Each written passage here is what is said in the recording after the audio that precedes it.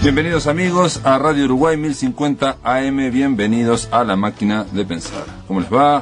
Hoy comenzamos una nueva Máquina de Pensar con Sergio Tricánico en controles de emisión, que está ahí, ¿cómo le va? Y el flaco Germán está desde la playa mandando un saludo tirado panza arriba. Esta semana hemos hablado de poesía, educación, tecnología, pintura y otras hierbas. Ese es el título ambicioso y muy preciso que habíamos dicho para esta semana.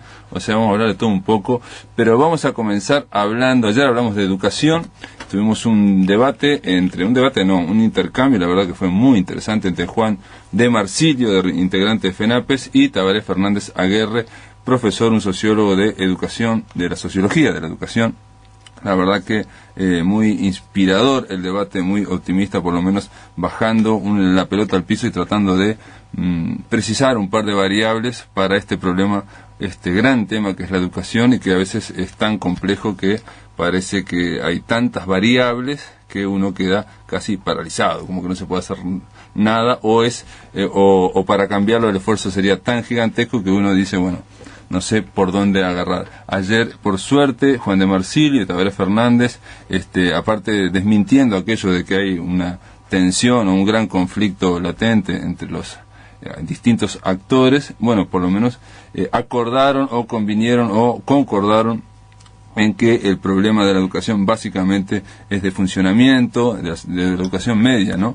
De diseño institucional, básicamente, se trata de liceos o de la educación secundaria, del auto, que son instituciones que tienen más de 100 años y que realmente no han cambiado demasiado desde que fueron creadas y se han visto desbordadas, digamos, con su funcionamiento. Pero bueno, eso quedó atrás. La verdad que estuvo muy interesante. El lunes estuvimos con Leoní Garicoitz y con Patricio Hidalgo. La primera es una poeta uruguaya y el segundo es un escritor chileno que también vino a hablar de un otro poeta chileno. Y bueno, y hablando de educación y de poesía, tenemos el gusto de darle la bienvenida a Joski José Luis Gadea. ¿Cómo le va? Muy bien, buenas tardes. Joski, entre otras cosas, es estudiante de literatura en el IPA y de filosofía en la Facultad de Humanidad y Ciencias de la Educación. Es verdad. Así que usted está metido por los dos lados en la educación. Embarrado hasta la verija, digamos. Aparte, aparte por un lado la literatura y por otro lado la filosofía. Sí, claro, pero no son aparte, son la misma cosa. ¿Ah, sí? Y para mí, desde mi perspectiva subjetiva, son la misma cosa. Ajá. O como yo las vivo, ¿no? Son la misma cosa. Sí. José Luis Gadea, Joski, nació en el año 88 en la ciudad de Sauce, en el departamento de Canelones. Ya hemos dicho que estudia docencia y bueno, que ha ganado, entre otros, mención en poesía en el concurso de la Beneverit, y ganó una mención de poetas jóvenes en el concurso de poetas jóvenes organizado por la Intendencia de San José y la Fundación Pablo Neruda, y sacó el primer premio en la edición 2009. O sea, fuiste... ¿qué fue el primer premio? Consistió en un viaje a Chile, pagado por la Fundación Neruda, una semana estando con los talleristas de la Fundación Neruda, que son jóvenes poetas, o sea, de hasta 18 a 25 años, becados. Es una experiencia muy linda, o sea, para conocer Santiago, Valparaíso, y además conocer gente que como uno está creando, pero al otro lado de la cordillera, digamos. Sí, Joski, ¿y no fueron a Isla Negra? Fuimos a Isla Negra, sí. Sí, hicimos el tour de las casas de Neruda. Que a mi gusto no es lo más bonito del viaje, en realidad. No, es demasiado turístico eso. Sí, es demasiado turístico, sí. Sí, es demasiado marketinero, digamos. Ah, sí, pero digo, entonces lo interesante fue estar con otros poetas chilenos, ¿no? Sí, recorrer la noche de Santiago con gente que escribe, que está pensando, ¿no? Y que también, aparte de estar escribiendo y pensando, se tomará alguna. Sí, toman mucho. Ah, sí, se toman mucho. Toman mucho, sí. No, también hay que decir que Joski estuvo, y yo no sabía, es músico, y durante el 2009, junto a su amigo Esteban Siri, estuvieron en Montevideo en un espectáculo que combinaba música y poesía. Esto me llamó mucho la atención, yo no conocía esto, me hubiera interesado conocerlo para difundirlo aquí en La Máquina de Pensar. Hubo diversos homenajes realizados a Juan Carlos Onetti junto a críticos de renombre, en los que se trabajó la obra del autor con una ambientación musical propia. Claro, hubo dos cosas separadas. En primera instancia, musicalización de textos propios míos y de Esteban Siri, que es un amigo, con música. O sea, la propuesta consistía en tocar los textos y leerlos, no cantarlos, digamos. Y Textos, pareció estamos hablando de poesía. Ah, poesía. Poesía, de Esteban y mía. Y luego, eso, cuando apareció el año Donetti, el año pasado, nos acercamos al departamento de literatura del IPA, concretamente a la figura de Benítez, les propusimos una idea que teníamos de tocar, hacer esto mismo, ¿no? Música con textos leídos, pero en este caso textos de Donetti.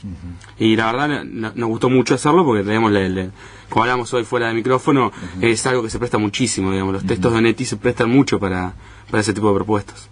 Y o sea que era un homenaje en el cual uno de ustedes leía, por ejemplo, sí, fragmento, por ejemplo, descriptivo del Pozo o de Bienvenido Bob, y habían 3 guitarras o 2 guitarras y una armónica, o sea, 2 leíamos y los 3 tocábamos, o sea que era. Y supongo, yo ya me imagino que los fragmentos eran más bien nocturnos, ¿no? Sí, venía un poco por ahí, sí. Venía un poco por la filosofía del Linacero, del personaje del Pozo, ¿no?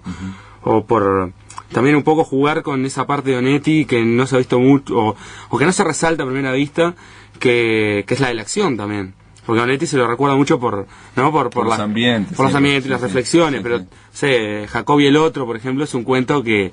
cuentazo. Es un cuentazo que además muestra una cara humana de Donetti que por lo general se la pasa por arriba, pero además tiene una acción que es tremenda, ¿no? O sea, vas a acordar, salvando muchísima distancia, pero algunos cuentos, por ejemplo, del Hebrero, esa cosa de los finales, increyendo, ¿no? Que pasan mil cosas. Digo, se refleja en la película también, o sea, es un cuento, primero que es uno de los pocos cuentos que termina bien también, ¿no? Pero, y que es optimista, pero aparte tiene un suspenso que parece escrito, no sé, en el sur de los Estados Unidos, ¿no? Bueno, pero me imagino que también te interesará la unión también de la filosofía del Linacero y de la literatura. Sí, por supuesto, sí, claro.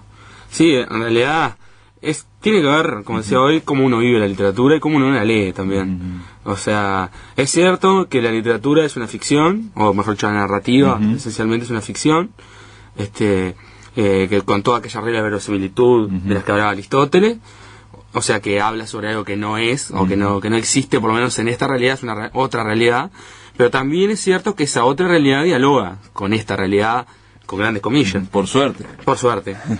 Y que si uno no lee así los textos también muchas veces puede ser ingenuo. O sea, cualquier texto tiene una propuesta teórica detrás. No, pero yo te planteaba porque vos decís que en tu caso vos vivís, digamos, la poesía o la literatura también como la filosofía, o sea, de la misma forma. Claro, sí. Sí, voy a una búsqueda. Ese no hacer una distinción, una diferencia entre lo que es filosofía, pensamiento y lo que es... No, porque para eso mismo, porque los textos conllevan implícitamente nociones teóricas, ¿no? Estéticas, éticas, metafísicas incluso, ¿no? Hay atrás de eso, atrás de Cortázar o Donetti hay una filosofía. Y también hay literaturas afines a filosofías. O sea, quiero decir, por ejemplo, si uno ve el caso de Descartes, ubicado en el siglo XVI-XVII, ¿no? Y uno no puede dejar de pensar que eso está en relación a una literatura barroca también. Quiero decir, que el arte y la cultura dialogan, que no pueden verse como algo... Pero vos decís que como uno vive la literatura, después empezaste a hacer un gran paréntesis diciendo que bueno, que no te la crees, que no sé qué, pero ¿cómo la vivís vos? Yo como la vivo, y es algo... nace desde lo más íntimo, es una frase, es un lugar común, ¿no? No, pero si es del de uno... os nace como una búsqueda, ¿no? Es una forma de decir. Creo que uno elige, en mi caso, elijo hacer poesía, una de las razones, porque no tengo la rigurosidad para hacer un discurso filosófico, ¿no? O sea que es una búsqueda también de conocimiento por otros medios. Por otros medios, claro. Yo cuando me hiciste llegar Poemas de Amor, libro de Hosky que impresiona por dos cosas. Una, por el título, ¿no? Parece un título gastado, Poemas de Amor, ¿no? Para tu primer libro, Poemas de Amor. Pero por otro lado, en la tapa está una bomba atómica y el epígrafe, o sea, de este libro, Poemas de Amor, es bastante violento. Dice: no vas a reconocerte cuando te encuentres la cara, pero yo no le hice caso porque el aire me sobraba, Esto es del Bocha Benavides en Canción Trasnoche. Y hay otro epígrafe que dice: no me mates por favor, fue su última súplica, no hay perdón, dije y apunté a la cara. Claro. Que es de José Manuel Palacios Pérez, que no conozco, que es una novela, Eternus. Es un cuento, que salió premiado en un concurso y antología posterior de la Beneverit en 2009.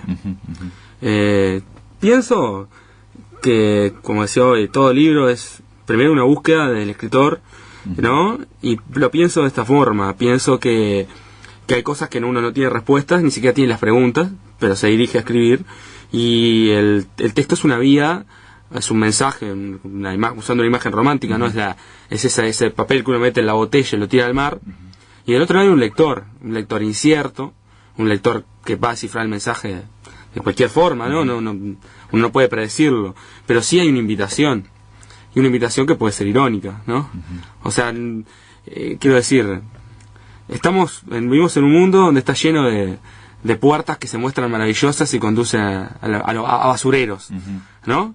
No quiero decir que o a la bomba atómica. No quiero decir que este título gastado conduzca a una isla del tesoro, pero quiero decir, es una apuesta. Pero es una apuesta valiente, claro, decir, ¿no? Para sacar su primer libro, Poemas de Amor. No, por supuesto. Con toda la, digamos, el estereotipo, la preconcepción que hay con respecto al poeta joven que escribe y titula su libro Poemas de Amor. Por supuesto. No, es que es eso mismo, es esa misma apuesta, digamos, a jugar con el lugar común. Jugar con el lugar común, porque es también otra forma de problematizar las cosas y otra forma de ¿cómo podemos decir? De construir nuevas vías para el lector, ¿no? Desmaquinalizarlo. Y justo acá en la máquina de pensar, ¿o qué desmaquinalizar? Y en tu caso, ¿cómo fue la escritura de este libro, que aparte va en distintos apartados muy distintos, aunque dialogan, son muy diferentes? Claro, mirá, yo empiezo escribiendo con 15 años, es la prehistoria, digamos, de la escritura. 15 años, poesía para muchachas en el liceo, como empezó el 90% de los poetas uruguayos. 99, y después, bueno, cruzarme con gente en el camino, profesores esencialmente, pero también gente que no son profesores, que bueno, que como todo el mundo, ¿no? Ayuda a vivir, más que nada. Entro al IPA y tengo un poemario que se llama Voyager. Poemario, después de ir creciendo, fue descartado. Creo que a excepción de Daniel Morena, que le sigue gustando el poemario que una vez pero Daniel Morena es un buen poeta. Sí, pero él lo leyó y le gustó. Pero creo que a excepción de Daniel Morena no he encontrado a nadie que le siga gustando. Ese poemario quedó por el camino. Y ese poemario sí, son poemas de amor legítimos, digamos. Son poemas de amor desde esa inocencia, de ese lugar trillado, común, inocente. Pero cuando encaro poemas de amor ya es otra la historia. Es otra. O sea, yo ya me recluí a escribir en los ómnibus, trabajaba hacia el IPA, era una escapatoria escribía poemas sin ningún plan, sin ningún libro pensando editar ni nada, escribía.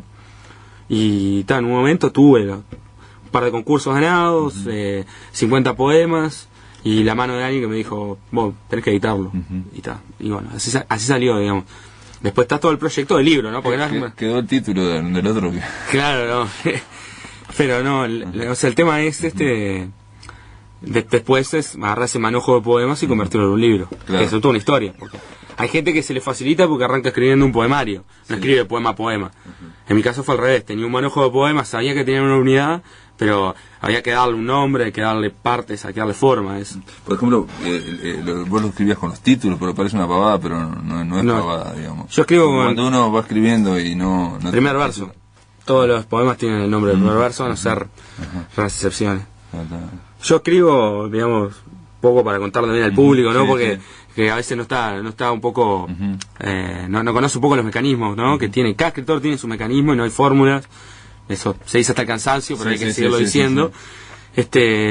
Yo escribo con obsesiones, con ideas obsesivas, generalmente negativas, y arranco con un primer verso que se torna sonido y se torna palabra mágica, ¿no? Esa cosa que tiene que ser dicha, no sé si me explico correctamente, pero... Sí, que vos sentís que tiene que ser escrito. Y luego escribo el segundo verso y leo el primero y el segundo, y escribo el tercero y leo el primero, el segundo y el tercero, y así, y los versos van saliendo. O sea, mi madre me está escuchando y sabe que es verdad que a veces cuando yo me interno, por ejemplo, a escribir, si alguien abre la puerta, puedo en mi cuarto, ¿no? Puedo terminar asustado, porque claro, uno entra en un estado...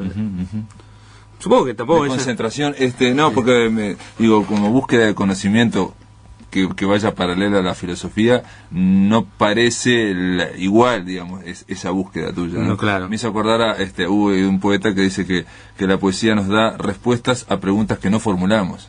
Claro, sí. Sí, es una forma de acceder a ciertos conocimientos diferentes, pero vos leíste el epígrafe de Benavides y dice, no vas a reconocerte cuando te encuentres la cara.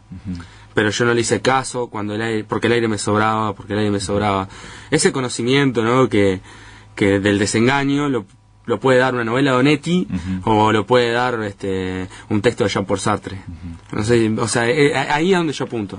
Sí, experiencias que puedan cambiarte o que puedan de alguna forma no sé, conectar. Y la búsqueda de lo literario, de lo filosófico, como una búsqueda interior. O sea, como una búsqueda de uno mismo y de las cosas que le están pasando, ¿no? Preguntarse qué es lo que está pasando, ser fiel a esa voz interior, digamos, que está ahí siempre y que es la que siempre está con uno y que es la más sabia, ¿no? Porque en realidad esa voz interior que aparece en clave poética es la más sabia porque es la que sabe o es la que da cuenta de los procesos internos de la persona. José Luis Gadea, este libro, Poemas de Amor, está en librerías porque es una autoedición. Es una autoedición, sí. Está en Finisterre, está en Narvaja, casi Uruguay.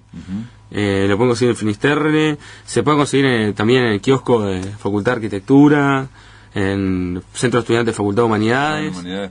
Y si no, que tenga Facebook, que me agregue en el Facebook y me lo pide. Es así, es lamentable, pero es así. No es lamentable, hay que decirlo muy bien. O sea, Facebook ya está, digo, usted tiene un público potencial. Claro, sí. Y aparte está planteado Finisterre, la librería y Facultad de Humanidades, ahí es fácil encontrarlo. Sí. Gracias por estar acá en La Máquina de Pensar. Muchas gracias a vos y un saludo al público y especialmente a los amigos fieles. Y a la madre también, ¿no? Sí. Y al viejo también que está escuchando.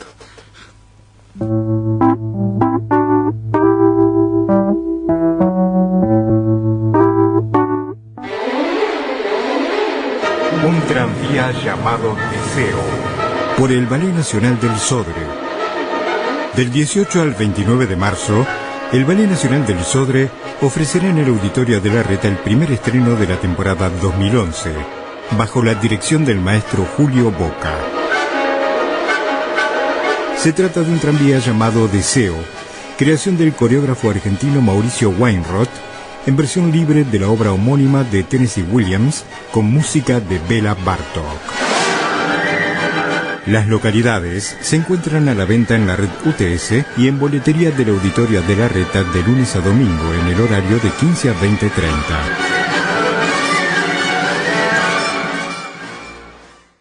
20:30. Los últimos días del Graf Spee. Hasta el 28 de febrero se está llevando a cabo la exposición fotográfica itinerante Los últimos días del Graf Spee en el cuartel de Dragones de Maldonado, Sala La Capilla del Museo Didáctico Artiguista, sito en Rafael Pérez del Puerto y 18 de julio, en el horario de 16 a 21. Se presentan 25 fotografías, en su mayoría inéditas, tomadas en diciembre de 1939, más 3 paneles informativos, material bibliográfico de diferentes épocas y conferencias sobre el tema. Viernes 18 de febrero, 19:30, el profesor Daniel Acosta y Lara disertará sobre las consecuencias de la batalla del Río de la Plata, el diseño del Graf Spee puesto a prueba. El Tungelé 2011. Nuevos segmentos, nuevas notas, pero no nos olvidamos lo que nos dejó el 2010. Poquito a poco se vuelve loco. Te invitamos todas las tardes de este verano a compartir los mejores momentos del año que se fue y lo que se viene en este 2011. Que no lo baile el Tungelé Coco. Como siempre, los esperamos de lunes a viernes de 4 a 6 de la tarde en Radio Uruguay. Conduce Nelson Caula. Produce Carolina Vaz. El Tungelé Estival.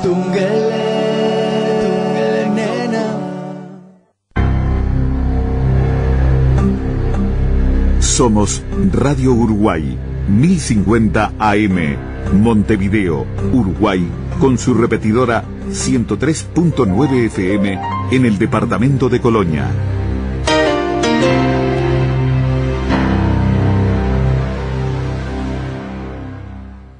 Atención, charlas, entrevistas o columnas que te perdiste o que querés volver a escuchar, las encontrás en el blog de La Máquina de Pensar. Ingresá a piensamáquina.blogspot.com y bienvenido al corazón de las palabras.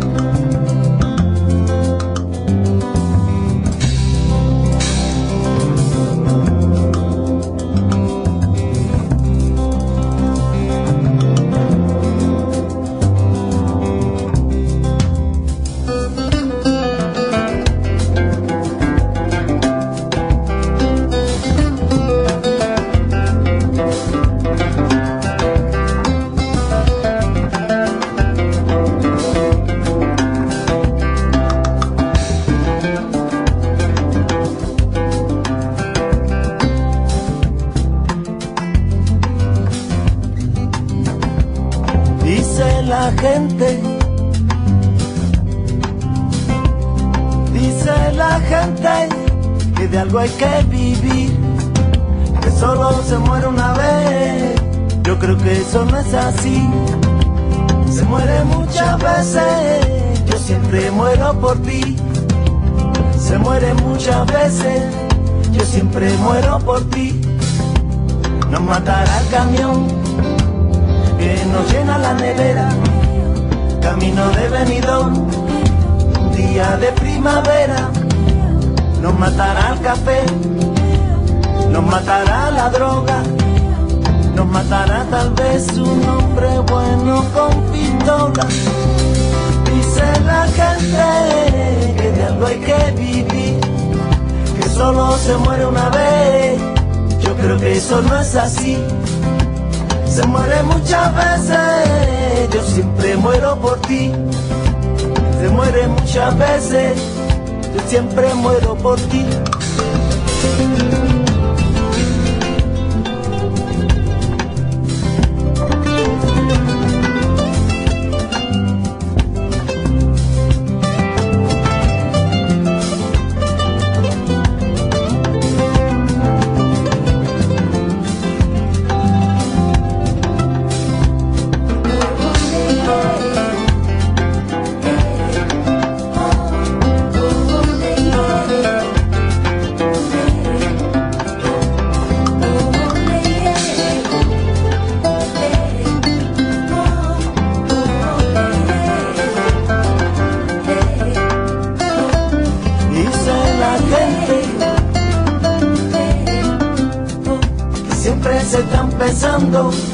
Que todo vuelve a su fin.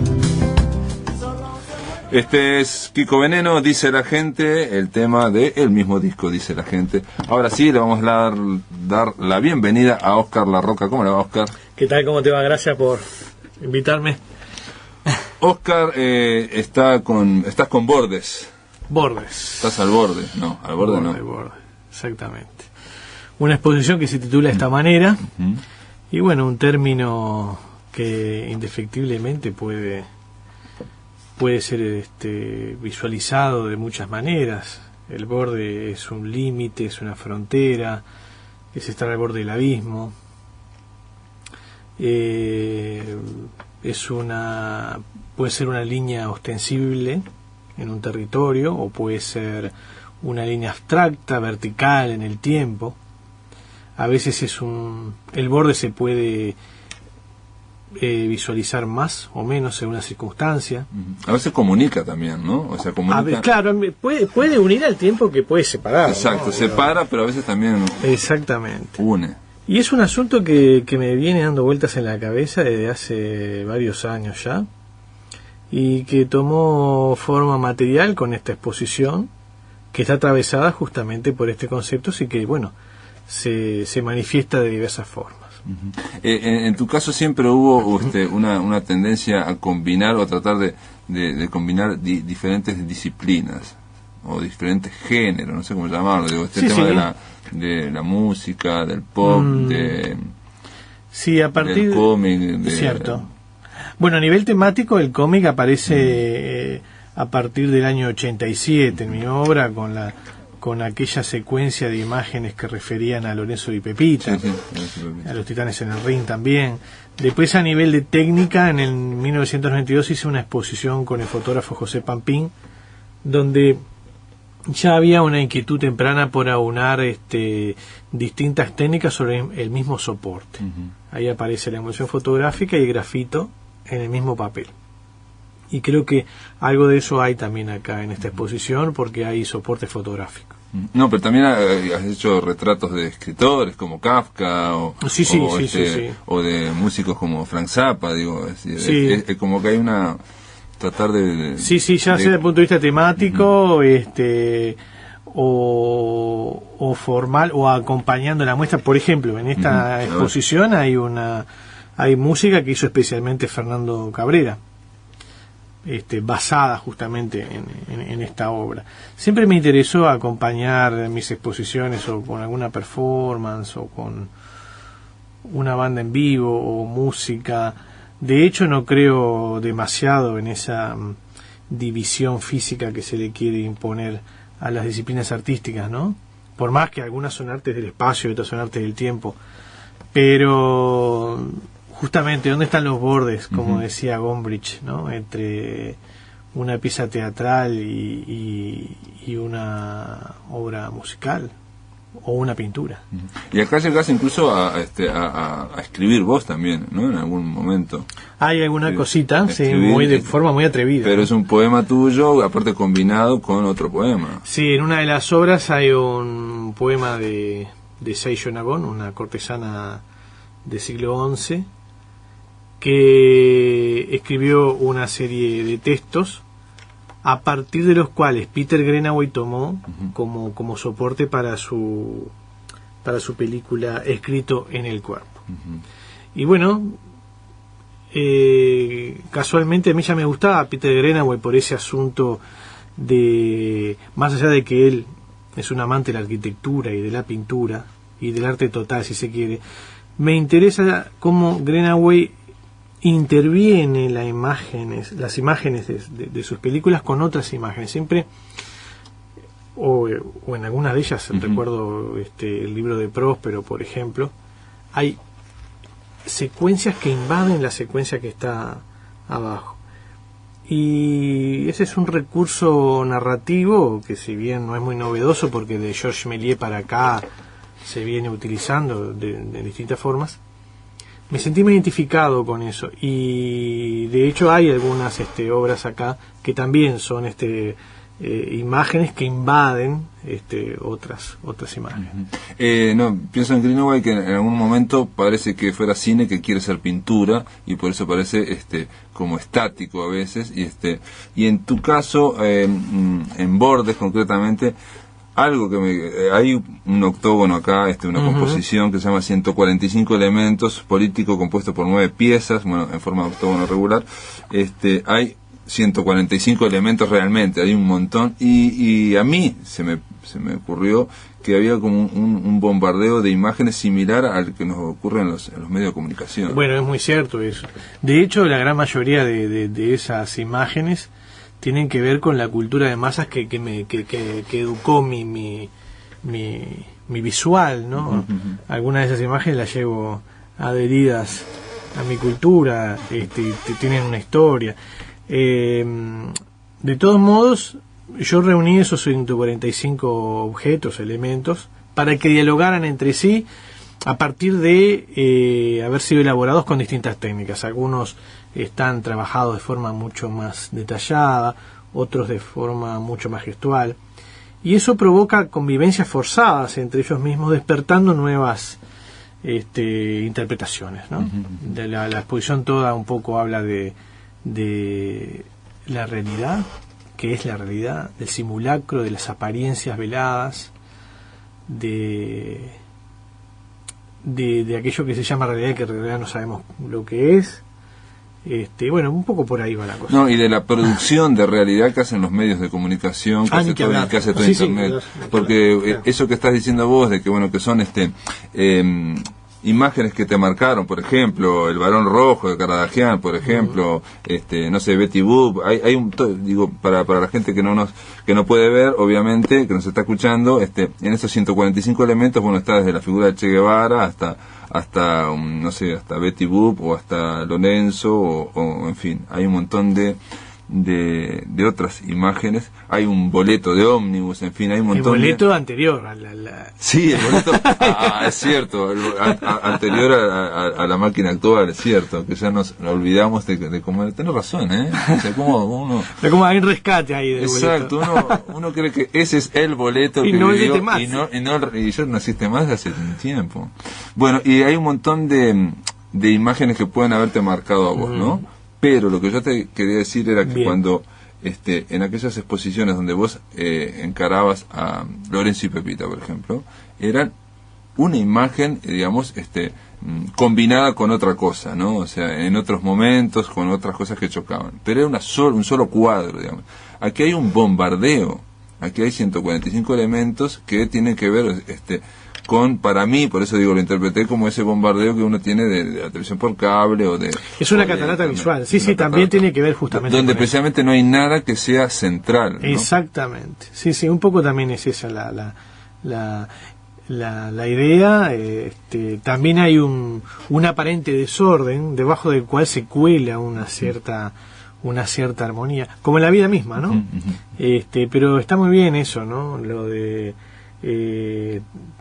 hay una polución visual permanente, ya sea en la calle, en las marquesinas o en internet, y eso de algún modo también se refleja en este trabajo, que digamos que estamos hablando de una obra y no es que se repita en el resto, ¿no? No es un ejemplo en todo, pero en tu caso, digo, ahora estás hablando que hay obviamente un orden, el orden que vos lo quisiste dar, porque en la vida real cotidiana esa explosión de imágenes, precisamente parece que no tuviera ningún orden, ¿no? Y precisamente no hubiera ninguna jerarquía, donde todo es la Biblia de Carefón, pero por 1.000.000 de veces. El vale todo, como se dice muchas veces, ¿no? Sí, que es un asunto preocupante, ¿no? Y se pierde el borde a veces, se pierde la frontera entre bueno, algunas cosas y otras. Ahí empieza el asunto del juicio de valor, el derecho. Es un asunto complejo, pero creo que también quise poner. Hay una especie como también a veces de relativismo que tiene que ver con que, bueno, si uno conoce los códigos hay que comprenderlo, tiene sus propios códigos, o sea, entonces con esa frase todo se puede comprender y todo casi es igual que todo, claro. Y uno si juzga dice, no, vos estás juzgando desde tu propio código, claro, o sea, desde la forma en que te educaron, estás juzgando o visualizando. Claro, lo que pasa es que eso corta con toda posibilidad de dialéctica, ¿no?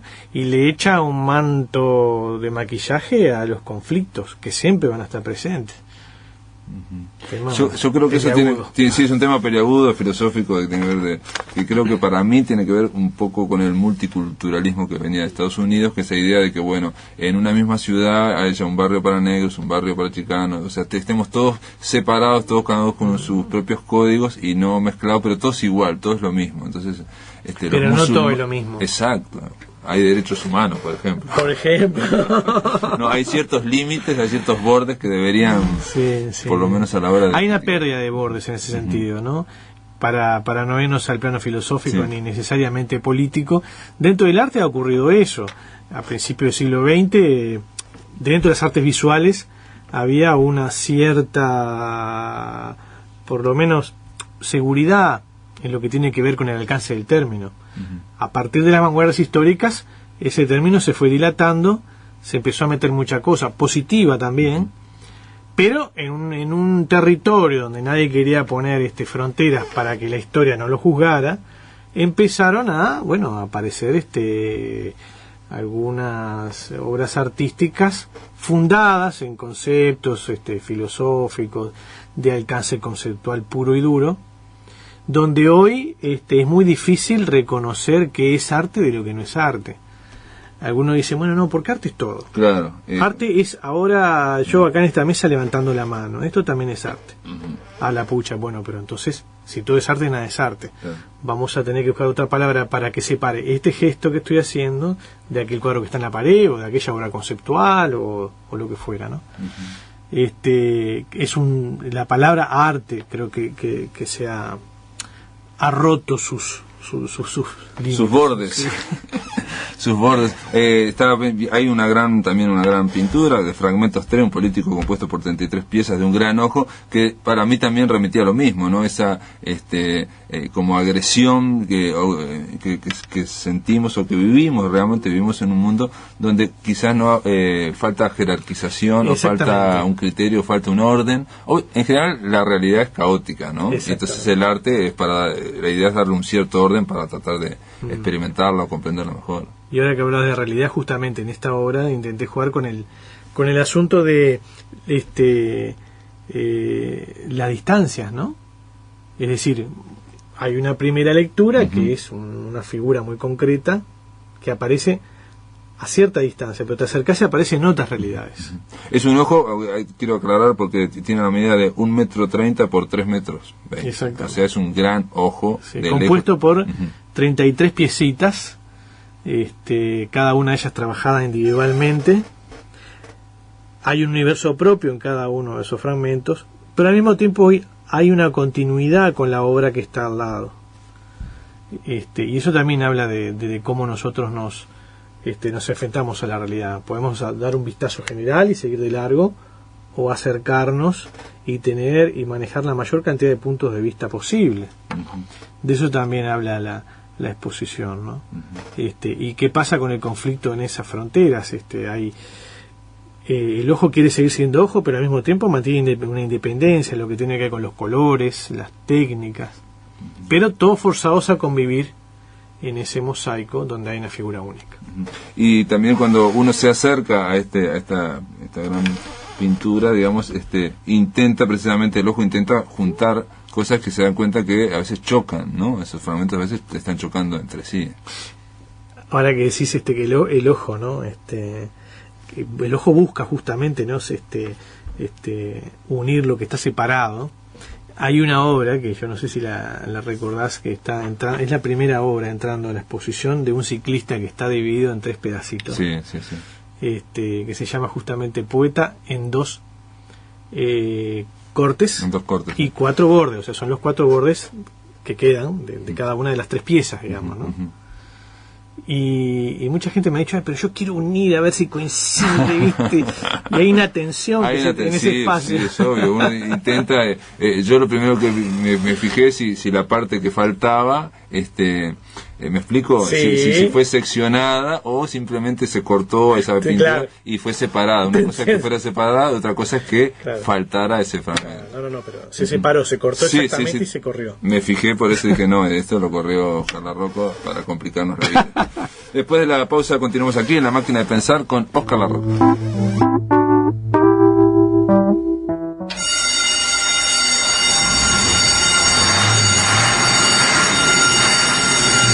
La Dirección Nacional de Bomberos recomienda. Antes de salir de su hogar para disfrutar de sus vacaciones, desconecte todos los artefactos eléctricos. Cierre la llave de paso del gas, controle caño de escape, sistema eléctrico, refrigeración, neumáticos y posibles pérdidas de combustible en su vehículo. Es un aporte a su seguridad de la Radiodifusión Nacional del Sodre.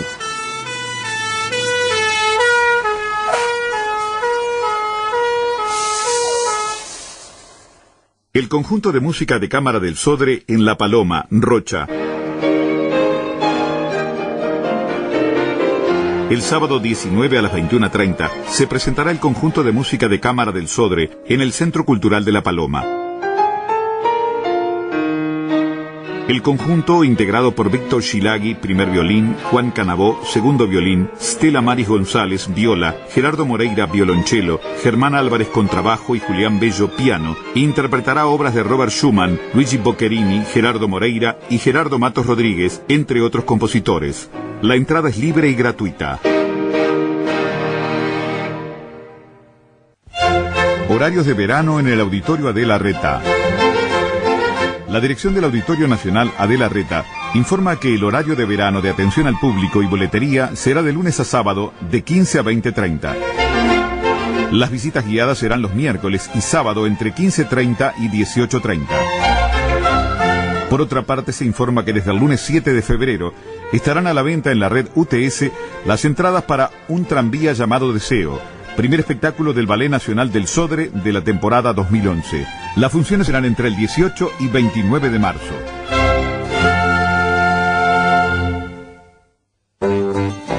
Ideas inopinadas, cultura explícita, textos abruptos, tormenta de cerebros. Un programa de rigurosa inactualidad. Conducido por Carlos Regermán, el sábado a las 9 de la mañana. Somos Radio Uruguay, 1050 AM, Montevideo, Uruguay, con su repetidora 103.9 FM en el departamento de Colonia.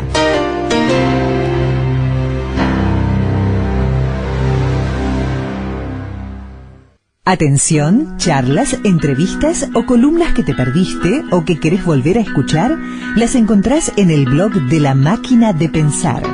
Ingresá a piensamáquina.blogspot.com y bienvenido al corazón de las palabras. Continuamos en el último bloque de La Máquina de Pensar. Estamos conversando con Óscar Larroca sobre esta exposición Bordes que está ahí en el subte municipal hasta, no sé, hasta 20 de marzo. Hasta en febrero y marzo. O sea, el 20 de marzo.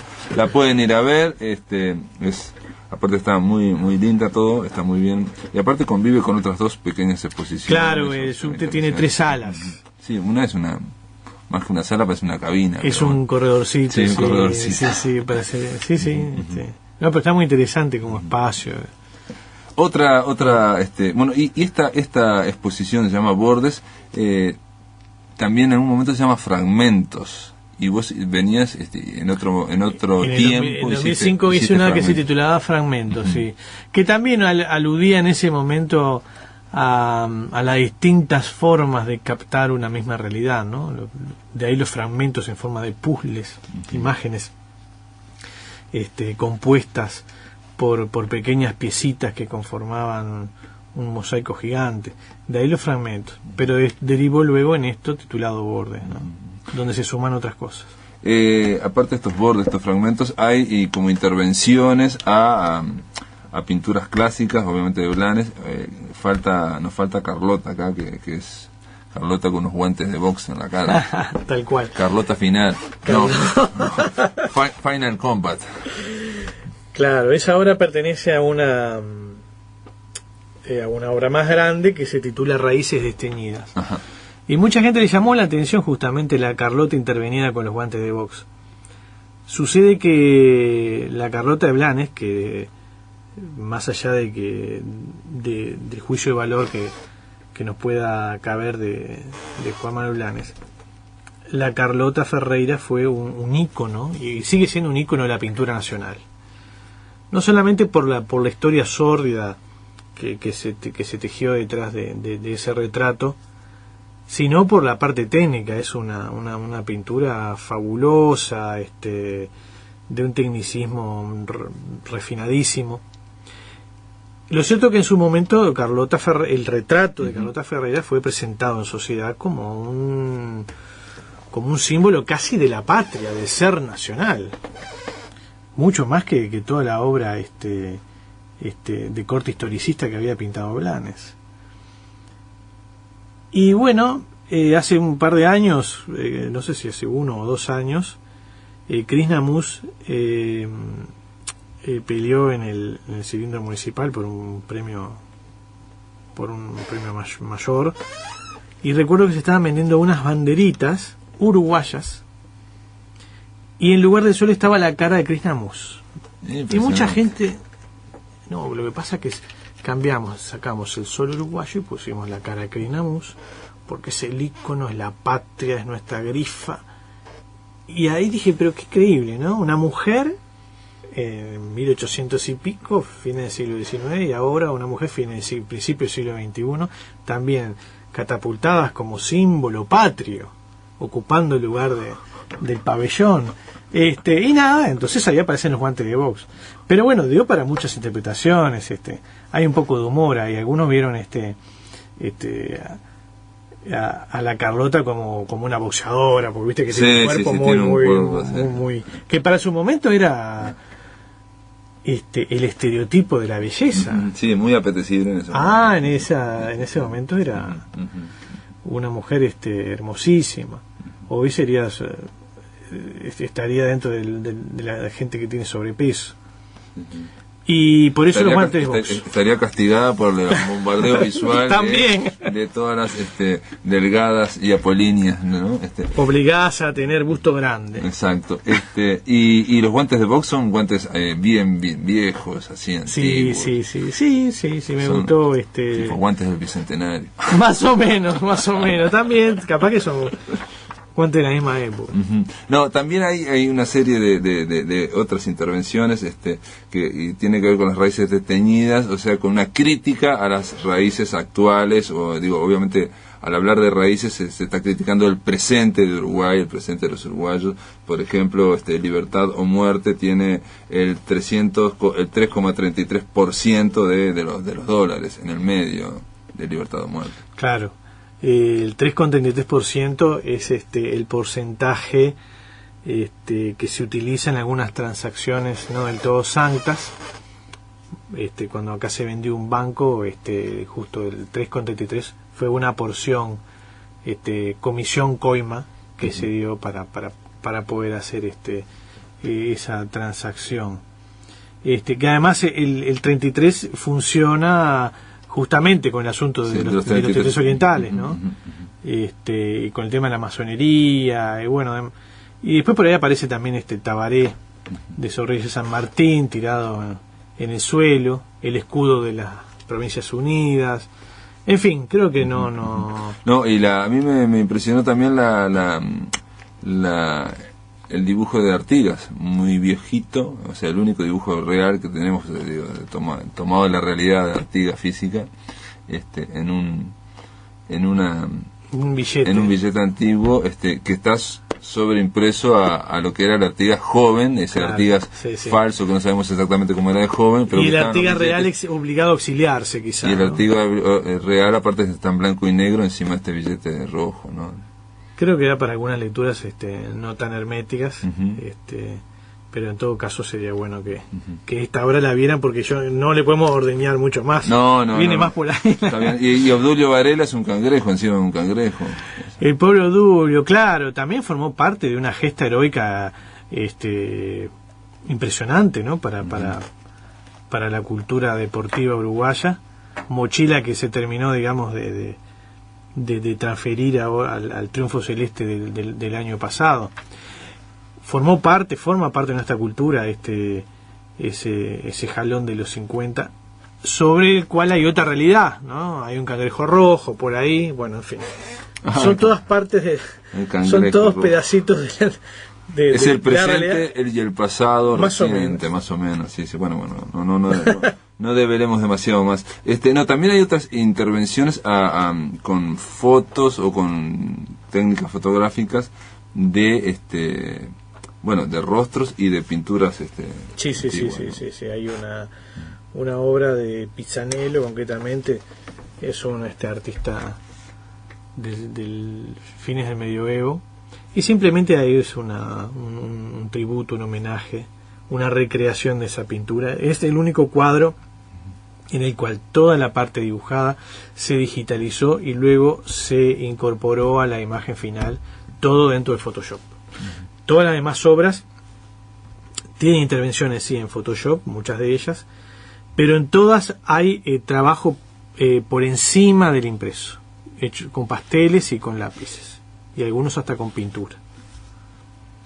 Por ejemplo, en el asado que hay ahí... Esa es la única que no es... el asado es una foto. Ajá. ¿Y por qué me recalcás esto que me acabas de decir? Que todo ese tratamiento de las fotografías con Photoshop fueron de alguna forma... No, porque es la única que tiene esa particularidad. Uh-huh. En todas las demás está ostensible el pastel. Ajá. Arriba de la... o en casi todas arriba uh-huh. de la obra. Porque en este Pisanello 2010 se trata de una pintura que, bueno, homenajea a aquella, y donde hay una mariposa, todo esto fue pintado de nuevo y después fue digitalizado. En algunos casos se volvieron a tomar fotos de otras mariposas, no de las originales, y luego se hicieron dibujos de flores, bueno, en fin, se colocaron en la imagen final. Y en otro lado también se habla del vientre, me acordé por Peter Greenaway, el vientre del arquitecto, se habla... En la obra justamente que se titula Maldoror, también hay ahí es cierto, me olvidaba, sí, Maldoror, que aparece en otra obra también titulada Plut au ciel, Montevideo, París. Plut au ciel son las primeras palabras de los cantos de Maldoror. Es otro homenaje. El asunto, claro, en ese caso, ¿por qué Lautréamont? Los artistas visuales siempre tenemos ese estigma o esa crítica acerca de si miramos demasiado Europa, si tomamos demasiadas referencias estéticas a partir de modelos de la pintura europea. Por ejemplo, mucha gente dice, no, tendríamos que mirar más hacia adentro de Sudamérica, como por el propio Joaquín Torres García dijo, ¿no? Nuestra pintura es demasiado europeizada, estamos manejando demasiado las proporciones, tal como se descubrió en el Renacimiento, la perspectiva cónica, las leyes, la simulación del espacio real en un rectángulo bidimensional. Tendríamos que ir a otra cosa. A partir de lo cual, bueno, sí, hay algunos movimientos muy interesantes dentro de Latinoamérica, el nuevo realismo brasileño, el constructivismo torresgarciano, el muralismo mexicano, aunque el muralismo mexicano toma elementos de la estética europea. Esas multitudes cuando están pintadas de modo tal que hay perspectiva, hay alejamiento, se está tomando también elementos de construcción de la imagen a partir de cómo cómo vieron el arte de los europeos. Entonces, esa es una crítica muy recurrente. Bueno, ¿cuánto hay de europeo en los artistas visuales y cuánto hay de latinoamericano? Y lo de Lautréamont me vino como anillo al dedo, ¿no? Un uruguayo, hijo de franceses, que después se fue... O sea, hay un ida y vuelta. Que muy interesante. Que lo reconocen los franceses, los uruguayos no lo reconocen, pero nació en Uruguay y vive hasta los 18 años en Uruguay. Exactamente. O sea, se trata de un artista... Y escribió una obra mayúscula prácticamente suelo uruguayo. Una última pregunta, Oscar. Sí. Hay también otro asedio, digamos, a figuras de la historieta, del cómic, como Pepita, Lorenzo y Pepita, ya lo dijimos, pero en este caso agregás el tema de lo muscular, o sea, parece que sufrían una autopsia de Pepita, o una autopsia de otros personajes, donde se levanta la carne, se ve la falsa carne, obviamente, que tienen los cómics. Es como si le hubiera insuflado vida material humana, es decir, o querer ver qué hay detrás de... Querer ver qué hay detrás de la piel, ¿no? También tiene que ver con el asunto de la identidad. Bueno, ¿qué somos nosotros? Bueno, vamos a sacar esto.